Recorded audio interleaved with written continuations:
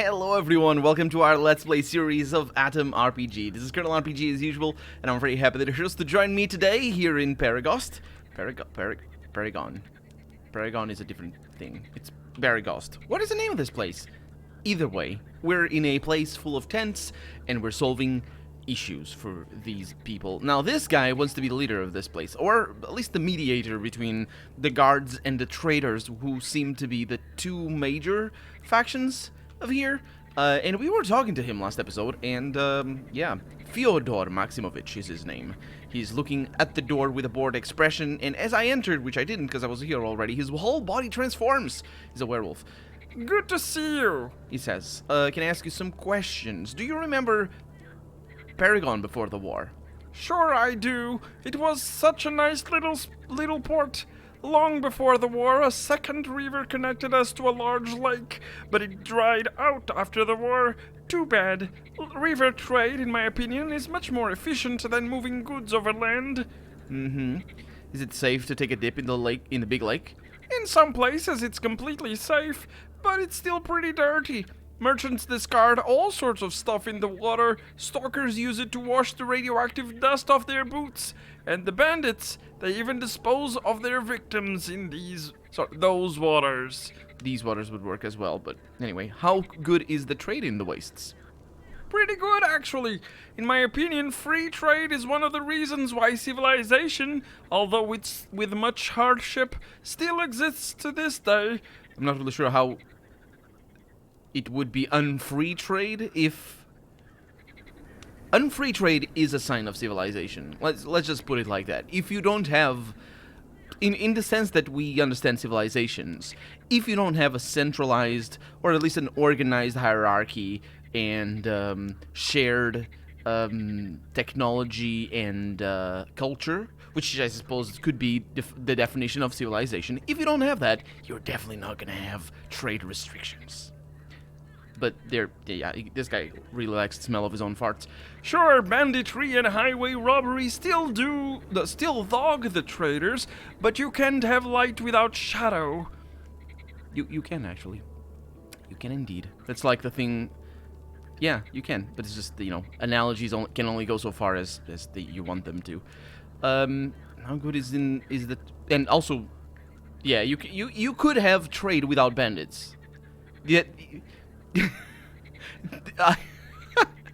I was saying what I was saying was very kind to him, and I think important to realize, because when somebody makes an analogy like this one, obviously he's equating trading to light and banditry and highway robbery to shadow, and yeah, you know, we turn on a light and you create shadows. That's more or less what he's doing there, and that's what he's saying. You can't have light without shadow. Sure, whatever. That's not technically true, scientifically true. You can definitely have light without creating shadows. Also, because there's anyway, that's not the point. Because if you go too far into the metaphor or the analogy or whatever, it breaks down. Any metaphor will break down. The point is, what he's saying here is patently true. You can definitely have trading without banditry and highway robbery. You sort of can just, sure, whatever. Especially if he doesn't seem to be the one to do the trading, so I suppose he's fine with that. Care to share any rumors with me? I don't know any rumors. I don't pay attention to that stuff, usually. Okay. And we need to continue looking around. We have talked to traders, and I believe it is those two traders that we are in front of right now. So we're not going to mess with them very much, because we have done that already. Hello? This looks like a place. I don't believe it is. A place, I mean. They got a guitar in there. A very cool looking guitar, I must say. I didn't talk to you, sir. Can I get that? Can I? What's that for? Interesting. Propane canister. A smiling man screams slogans and points at his various wares. When he notices you, he almost grabs you to pull you closer. Hey, so, you buying? Let's trade. Let's do the I sell you buy thing. Absolutely. Discounts? Listen, I'll call the guards. Sure. What does he sell? He sells tobacco.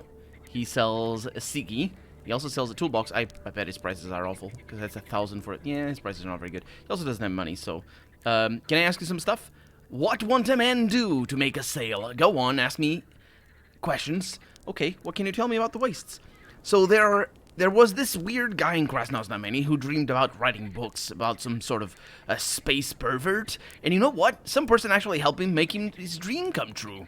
Honestly, I read the things myself. Well, I can't read, actually, but I held those books in these very hands. Where did you get... interesting that he says...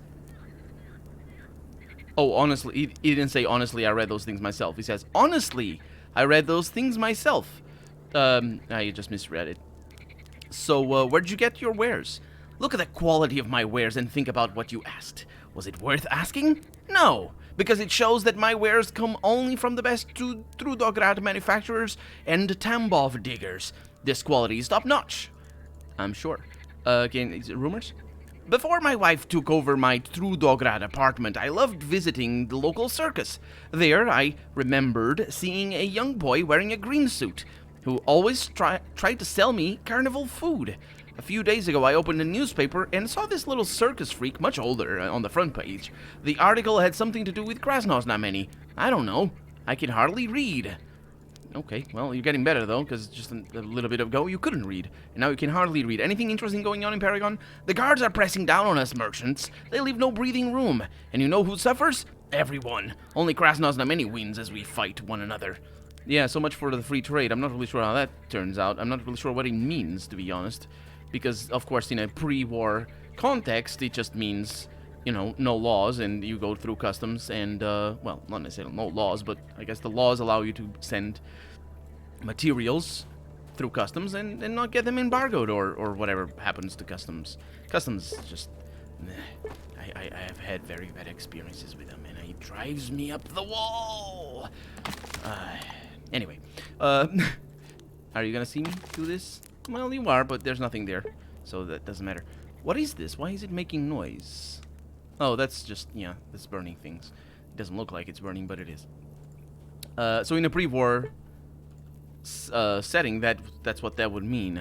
In the post-war, I don't think that would mean that. But anyway, a serious... Is that Gabe? That's Gabe, isn't it? Maybe. A serious-looking man in glasses is walking on the deck examining a pile of some yellow faded yellow papers and wax tablets with a lot of interest. As he notices you, he raises his head, adjusts his glasses, and squints his eyes at you, excitedly. Yes? Is there something you want? What makes you... I just wanted to chat about this and that. The man frowns and puts down the ream of paper. In that case, you've come to the wrong man. I'm rather busy right now. And yes, I realize I'm giving him a voice that is just... It's just for fun, really. Let's see. His prices are amazing! Let's see what I can do over here. Actually, wait. That's the one. Got a quality zip gun over there. Good stuff. I can buy 9mm rounds. I'll buy that. They're pretty cheap, so I'll just absolutely buy that. No, I'll buy all the things. 89. Ooh. Is Ushka at? Ushanka. Ushka? Why did I say Ushka? What is Ushka? I don't know what Ushka is. Sell that. Sell that. Sell these. No, don't sell all of those. Just sell one of them, maybe? Sounds good to me. Okay, put that away. Get all that stuff. Thank you. Is it about these papers? What do you need them for? What kind of a question is that? I'm sorry, but what you care? I'm looking for a job in Paragon right now. Maybe you need some help? The man takes off his glasses, blows on them, and wipes the lenses with his shirt. As he puts the glasses back on, he stares at your face with scrutiny and then nods. Well, I do indeed have a small job. Perhaps you could help me deal with a particularly complex paperwork problem. Tell me, are you any good with logistics? I don't know. I don't think I am. That's unfortunate. The paperwork turns sour. Oh, that's the... I think he's saying that, not the narrator. He says the paperwork turns out to be... Oh, wait. No, that is the narrator. Turns out to be quite difficult to get your head around. You take your time thinking over the contents of the paper, of the papers, and finally you helplessly spread your arms and hand the documents back to the man. Yeah, alright. I'd better sort it out myself. Have a nice day. Are you aware that I could break your neck just... Oh, why would I do that? Are you saying there's no other job for a man like... Oh, yeah, I'm not... It sounds very bad, but let's... Are you aware that I could break anyone's neck with just my fingers? I couldn't really. And, yeah. Are you saying there's no other job for a man like me? One of the men's brows rises skeptically. Who, you? I'd like to see that happening. I don't think you would. Let's see. Nope, that doesn't work. Was it supposed to scare me? Go away while you still can. All right. Who's that guy? He's got the checkiest of checks. 2 6s and I couldn't do? Personality. Standing in front of you is an elderly man. His face is showing signs of unbearable boredom. Having noticed you, he livens up. How do you... I don't know how to pronounce that word. But only a little. Only a little. And his prices, hopefully, are good. They are. Look at that. He got a lot of money. Oh, this is great. I am very, very happy to see that. That's just some survival. I don't need that. I can sell you all of these. A helmophone. Take the cabbage. And take the axe. Yeah. How much money? 50. Okay. Take the food. Take almost all the food. There you go. Good stuff. And now, do I have any other crap around here that I might want to sell? I probably do. Food? Yeah, we have plenty of it. I probably do. Let's see, does he have bullets? He does not. Ooh, look at that, he's got corned meat over there. I got some toilet paper. Yeah, well, I could sell some of an empty bottle. Sure. And I get all the money. Thank you very much. What can I do for you, young man? Let's do some business or talk about something interesting. Well, you've said it, says Hexogen. Oxygen. Let's do business. That's not a quote, because he didn't actually say that. He said, let's do some business, though. Let's do business, of course, says Oxygen. My son was just looking for a bottle to buy for his old dad. A little bottle of something warming, like literally no more than 100 grams. Oh, I thought you were going to say like literally something that actually warms, but he's talking about the thing that over there, not over here. To help strengthen the immune system, the invisible army of white blood cells. This guy is a doctor or something. Oh, but that's... No, it can't be. It's impossible. The man is looking over your back with suspicion where old man Oxygen is standing, shifting his weight from one foot to another. You seem to know my buddy here? Not really. I was mistaken, although... Hey, comrade, why are you standing all the way over there? Let me take a closer look. Old man Oxygen turns to the merchant. Wait, what? Well, I was right. It's Ryder Trudov himself. But how? What brings you here, after all this time in camps, after being exiled to America? Despicable, says Oxygen, as if I would have let anyone exile me to that rotten, godless empire of withered capitalism. The only thing they did was run that story full of lies in their useless newspapers. And rotten journalism, apparently. In reality, they just drove me from Moscow and left me there. And trust me, there was no America there. It was good old city of Zaraisk, cheerful and full of light. I can't believe what I'm hearing. I've been reading your books for all my life. Tobik and the Shock Workers, Mishka's Borscht, The Adventures of Lazius, Lazius on the Red Planet, the scene where the Humpty Dumptys tear Lazius apart with their bare hands for overthrowing the communist regime on Mars is haunting my dreams till this day. You realize that you have met a person who can tell you more about your companion than he himself could. Yeah, but all the made-up books that really make it... Can you imagine if Assassin's Creed was all made-up historical figures? That would lose all the interest, wouldn't it? And, yeah. Because they could so easily have put in a real... This is a trait of the game, though. It's not the first time stuff like this happens. They could so easily make references, honest references to real life. But no, they just, let's have some fun and make up things that really have no business with the rest of the game, really, because this doesn't connect to anything else. We're not going to need to remember that. And we didn't get... That's not an ending of anything. Although I do remember... me being like, if Hexogen is your real name or something like that, which I found hilarious because because it made no sense, because it doesn't matter if it's his real name or not. It's the name we call them. It's not the name they call themselves. But of course, I figured we were gonna learn more because it was so sort of forced. The way we doubted if it was his real name. So, oh, I can call him in Halfwit. There we go. Why did he choose to live a life of an outcast for so long? Well, after all, he sold his book about life in Gulag. About the life in gulags, maybe, the Vorkuta tricks, to an American publisher, even though the Khrushchev's government offered him to publish it for free to combat the personality cult.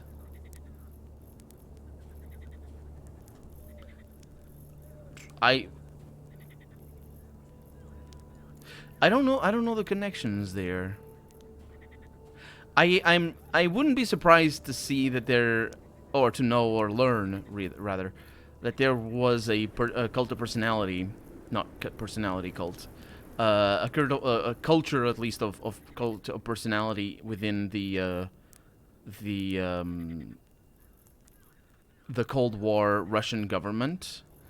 That's a trait that is shared by a lot of 20th century regimes in Europe. So, yeah. Yeah. So, I wouldn't be surprised if that's the case. Although Khrushchev, I don't know things well enough to understand what this means in the first place. Anyway, Hexogen is apparently being strangled to death. I have to support my addiction to cheap tobacco and a self-made drug from tea leaves that I acquired in the mincing machine that was the Stalin's regime. That's a run-on sentence like I've seen a few, actually. And since that time, the party, the press, and the people don't really like him that much. And I am sure that up until this day, many people, except for his few die-hard fans, have some warm, he does air quotes, words they want to say to him. Is that a callback? Because that would be amazing. It should be warming, but if it is, that would be good. I hope. I say amazing. It would be good. Not necessarily amazing. In the middle of it. I have no idea what they're talking about, by the way. I have literally zero notion of what is going on. Apart from that he has an addiction to tea or something. Let's talk about something else for Oxygen. Can you, oh, right. How many books did the, oh, right. I really need to call him a halfwit. Let's go with that. Doesn't Comrade Trudov remember it himself? Well, no surprise there. Years have gone by, but there were a lot of books, that's true. My collection of his works took up half of my living room. Bolster the wood... Oh, he goes on to the more names. The most important thing about all this pulp fiction is not having a clear concept or a topic, says Oxygen. This is that is the wisdom that kept me from becoming a miserable and despicable street salesman, suspected of being gay. Are you... What? Were you suspected of being gay? I mean, just so you know. I think he was suspected of being gay.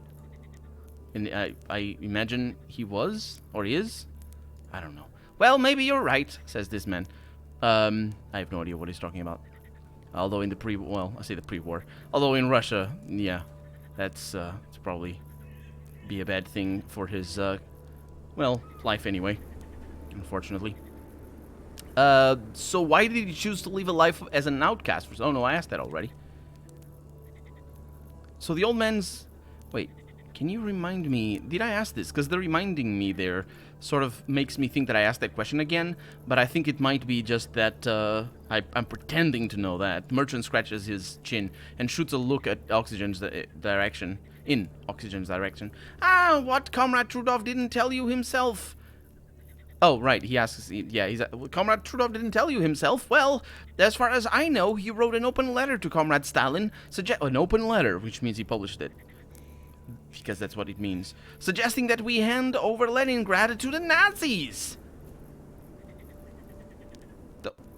Oh, that was in the Second World War? Did Stalin... I don't know. Was Stalin... Or what? The timeline here is all mixed up. Was Stalin the leader of Russia during the Second World War? I thought he wasn't. but then I don't know. Gorbachev comes to mind, but then again, I might have those mixed up. Either way, Oxygen apparently what? And over Leningrad. Leningrad is St. Petersburg today, I think. It's a big city to the northwest of Russia, as far as I'm aware. Temporarily, says Oxygen. Hand over temporarily, and then when the zealot Fritzes, which I assume is like a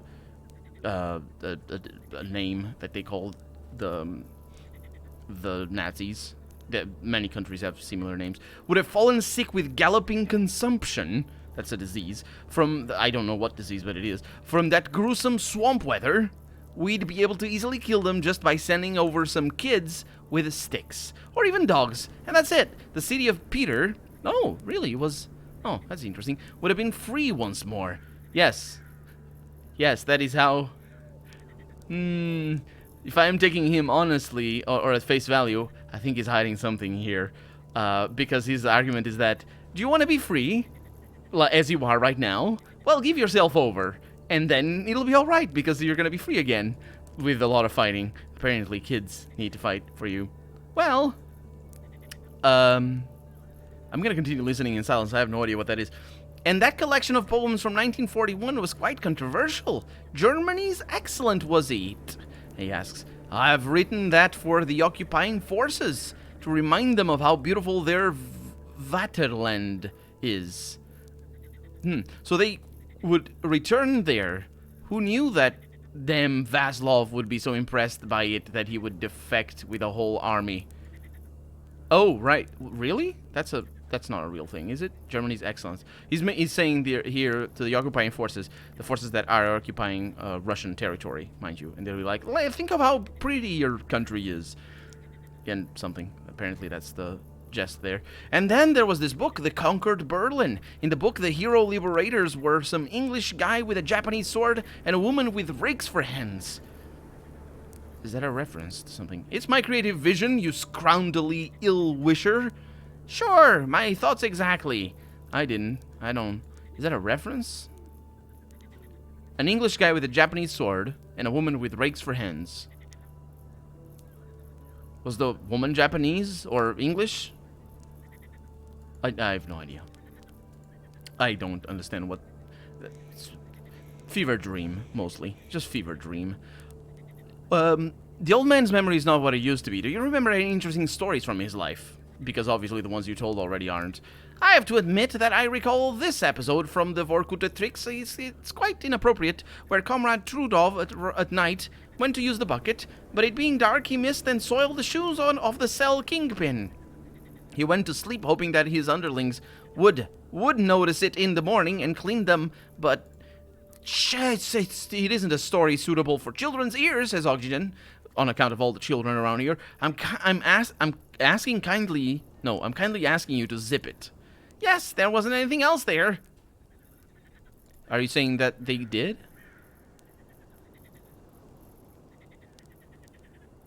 I think that is maybe an allusion to some sort of sexual activities that might have happened between the kingpin, who I'm assuming is a man, and Oxygen there. Maybe. Could be. I don't know. This guy, I got all the things already. Okay, I need to ask you something else. So, questions about you. What's your name? My name is Eugeny Boguslavsky. And what should I call you, my young friend? Boris. Glad to meet you. Indeed. Tell me about this place. Of course, Paragon isn't the place to settle for long term, but still, there's everything one needs to have a life here. And as long as it stays the trading post that it is now, people will keep flocking here. So, what do you do? I'm a merchant, like many others here. However, in a different time, I might have been considered a scavenger. I have a bit of everything here. Guns, ammo, food, medicine, and all sorts of junk. That's valuable only to real craftsmen.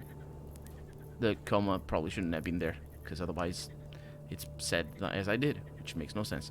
Do you have any interesting gossip? I've heard that some second-hand bookseller has hired a whole gang of literature deniers. They don't believe in Literature? No, they're the burners, the ones that I... Oh, right, that I killed already. Finally, the book trade in the wasteland will get a chance to flourish. Wait, are they deniers or are they... What? Ah, god damn it. Soon I too will buy some popular science booklets to read. Wait a minute, has killed... Wait, is it right? I heard that some secondhand bookseller has killed a whole gang of... Right, not hired. Did I say hired? I'm sorry. Yeah, I did that. Well, yeah. God damn it, soon I will buy some popular science fiction booklets to read from that Abraham fellow in Krasnoznameni. Yeah.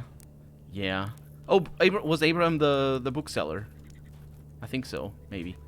Because he did have the Lord of the Rings there, which obviously is science fiction in the original translation anyway.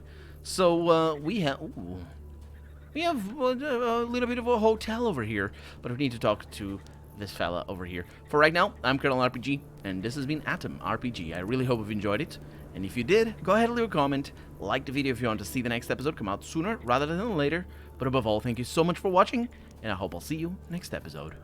Bye-bye.